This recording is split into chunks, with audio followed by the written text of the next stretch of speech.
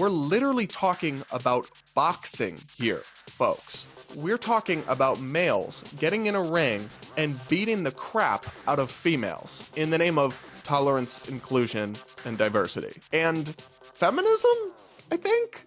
Hey everybody, Brad Polumbo here, back with the Damage Control podcast, my podcast where I'm reclaiming the LGBT community from the insane leftists who've taken it over. Today, I'm talking about a crazy new rule that puts female athletes in physical danger under extreme transgender activism, a viral incident involving misgendering and Delta Airlines, and, as always, I react to some unhinged TikToks from the alphabet community. If you're new here, do consider subscribing, do drop a like and comment with your thoughts if you're watching us on YouTube or Facebook, and let me know what you think of today's show. Now, we've got a lot to unpack today, so let's get into it. The first story we have to discuss today, I honestly have no words to describe it other than sheer madness. It's lunacy. It's insane. It makes no sense to me. I can't make heads nor tails of it.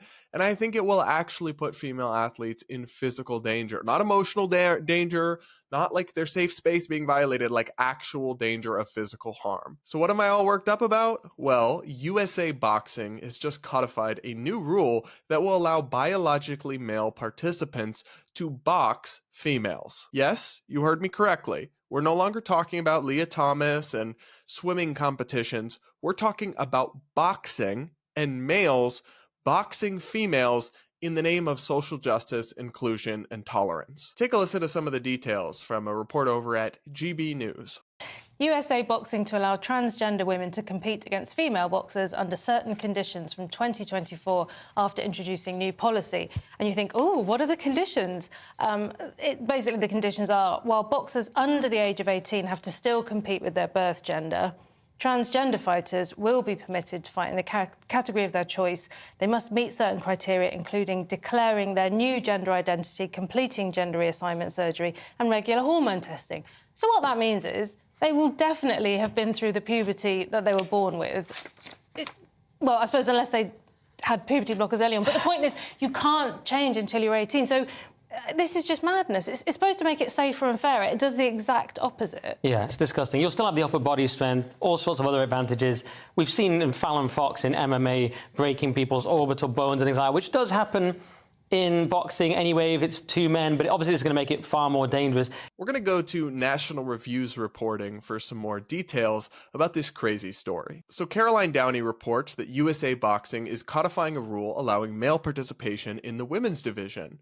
The national governing body for amateur/Olympic-style boxing recently codified a rule permitting male participation in the women's division in its 2024 rulebook. USA Boxing added a transgender policy, written in August 2022, into its 2024 rulebook, declaring that male boxers who transition to female are eligible to compete in the female category under certain conditions. To qualify for the female division, a male must declare his gender identity as female, have undergone gender reassignment surgery, have done hormone testing for a minimum of 4 years after such procedures, and have met testosterone limits set by USA Boxing.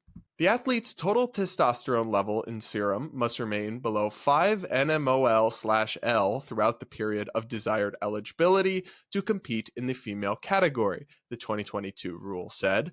Male boxers must demonstrate a total testosterone level in serum that is below 5 nmol/L for at least 48 months before first competition. Importantly, the reporting notes that minor boxers under the age of 18 must compete in the category aligned with their biological sex, but adult boxers can switch to the category of their preferred gender if they meet the requirements. The purpose of this policy is to provide fairness and safety for all boxers, the organization told the Daily Mail in announcing the rule addition. Now, the second part of this reporting that I found really interesting was when it described how some alternative organizations have taken a really quite different approach. So Downey further reports that the World Boxing Council announced in December 2022 that it intends to create a separate category in which transgender athletes can compete in order to protect the women's division but accommodate men who have undergone sex changes.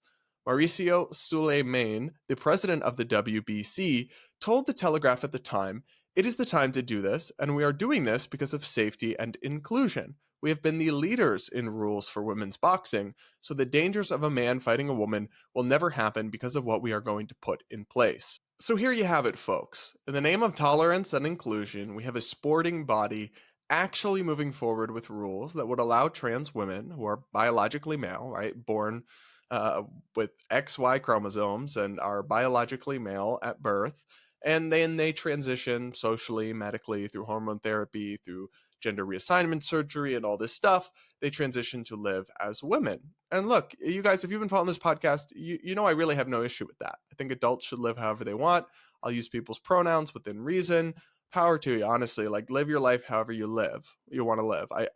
It doesn't bother me. It takes no skin off my back. However, the idea that they are going to box against females, despite all the physical differences between men and women, strikes me as honestly insane. Now, it is important to note that they, as I've mentioned, and as the reporting has mentioned, they do have requirements that people be on hormone therapy, and their testosterone levels have to be significantly lowered. So that would do a lot to reduce the muscle mass and reduce the strength difference between these male competitors and their female opponents. But it's very important to note that reducing testosterone levels, even for years, does not fully remove the inherent physical differences and strength advantages between males and females. There have been many different studies that reach this kind of conclusion, and while they all show that it shrinks the difference, it doesn't go away. Part of that is because not all the muscle mass change actually completely changes the effects of male puberty,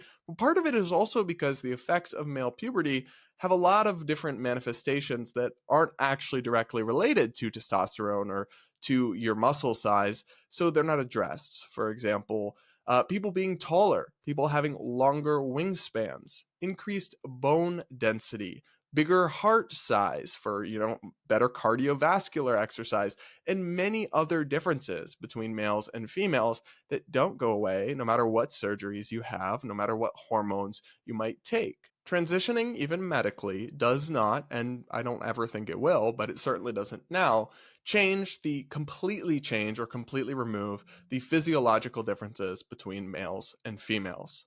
So it is still unfair to allow males to compete in the female division. But more importantly than the other cases where this is arguably unfair, right? I'm thinking of Leah Thomas and collegiate swimming, where Leah Thomas, she destroyed the competition after transitioning, I think, mid-college.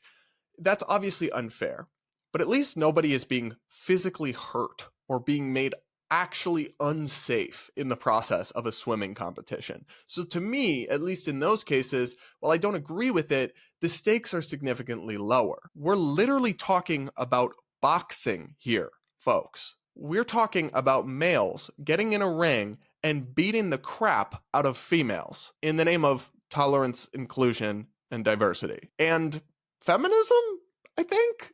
I don't know.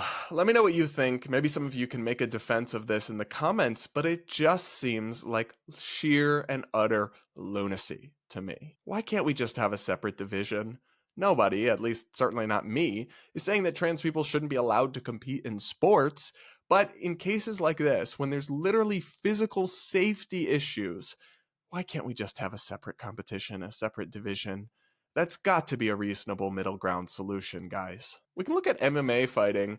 It's obviously boxing is not quite as severe or extreme as MMA, but we can look at the world of MMA to see the competition, just how insane it can actually get when you allow this kind of thing. There's a transgender fighter named Fallon Fox, who's a biological male, but a transgender woman, and she has actually fought and beat so many women so quickly, and in some cases even inflicted very severe injuries on her competitors. In one case, famously fracturing the eye socket of her opponent. I'm not going to put the video in here because it's gruesome and disturbing, but you can go find it. It's insane. Like, it's not a fair fight whatsoever.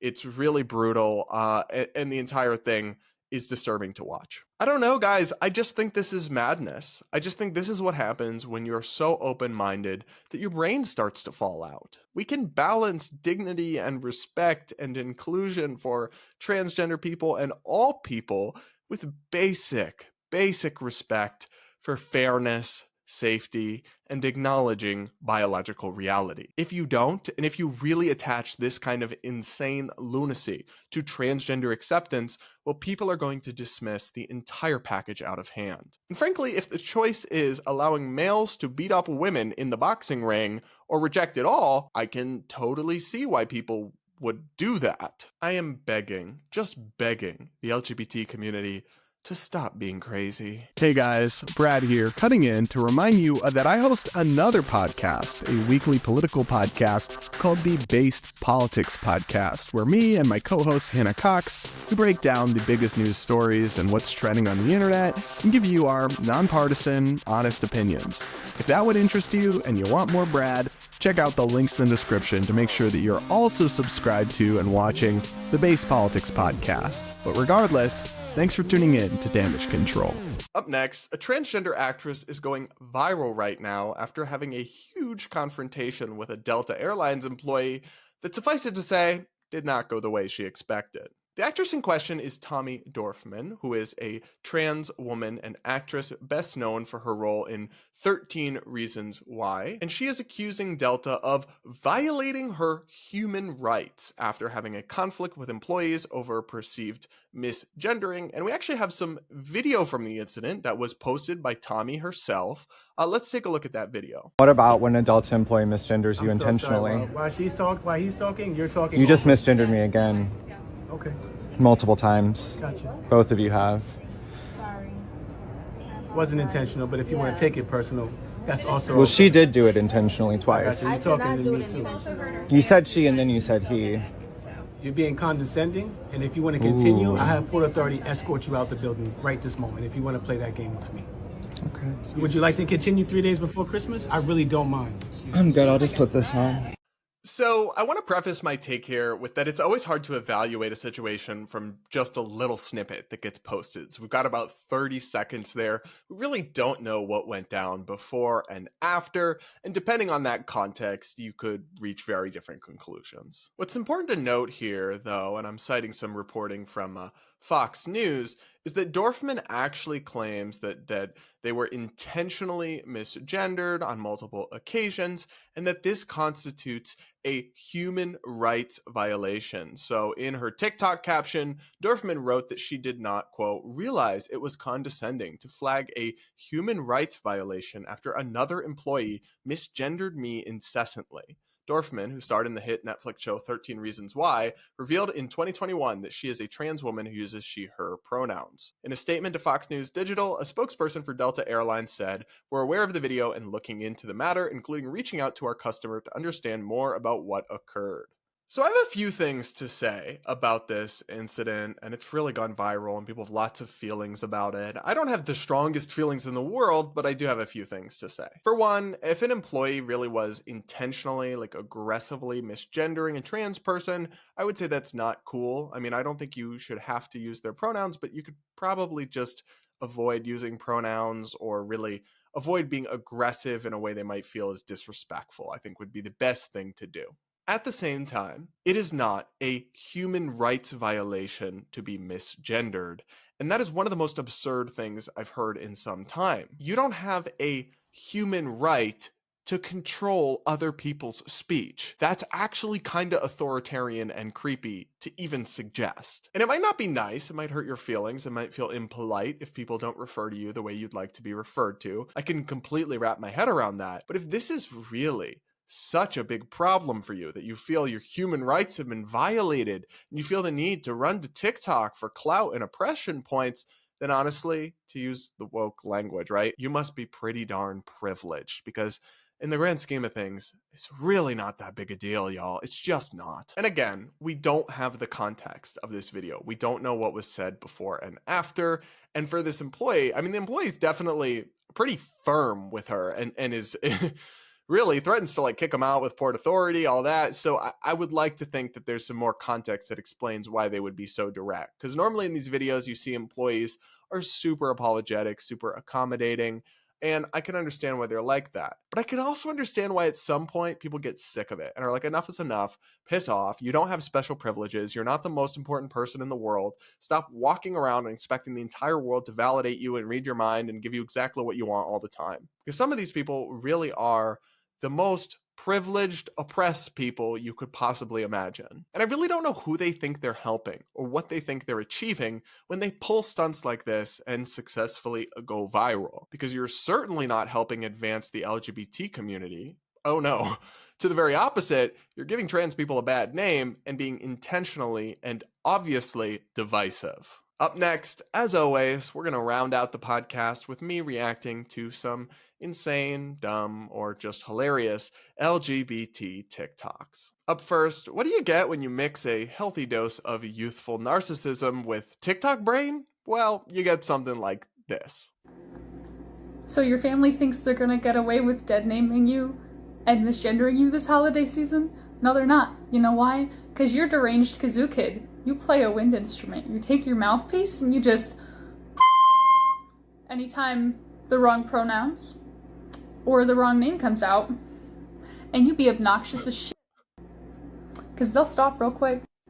So I at least appreciate the self-awareness to know and admit that this is deranged behavior. Like, I generally use people's pronouns or names within reason, but there would be no better way to get me to dig my heels in and refuse to use your pronouns than to try some shit like this with me. Absolutely not. I'd be having none of it. You can go sit at the kids' table, and we will not be accommodating your childish temper tantrums. This is just childish and grating behavior, and it wouldn't be a good look coming from any community. You're never going to achieve acceptance for a community or a movement by being as annoying and grating on others as humanly possible. And it's crazy to me that I even have to explain that to people. Up next, did you know the United States is basically the same thing as the Gaza Strip for LGBT people?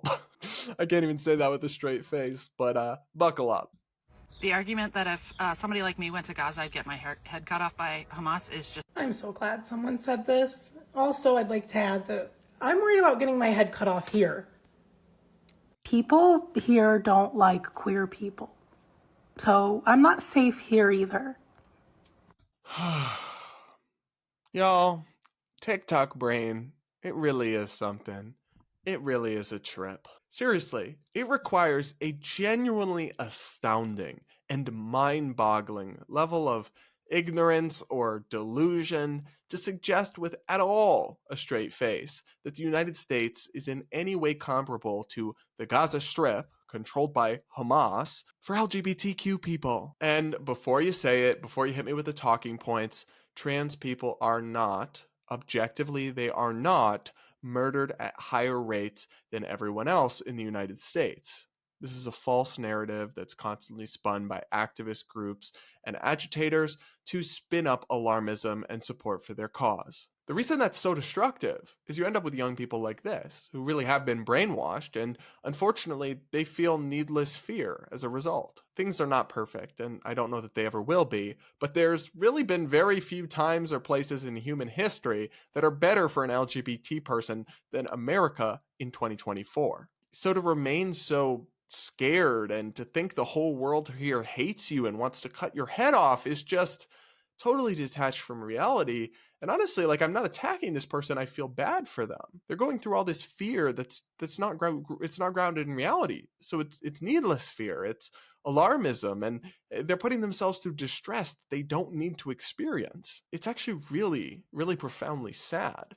And it's why I criticize the LGBT activist organizations so often for the messaging that they put out, because it really does lead people to these addled and distorted conclusions that negatively affect their lives. That's a real shame.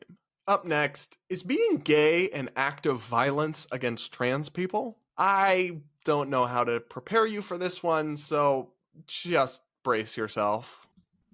My partner and I are both on Grindr.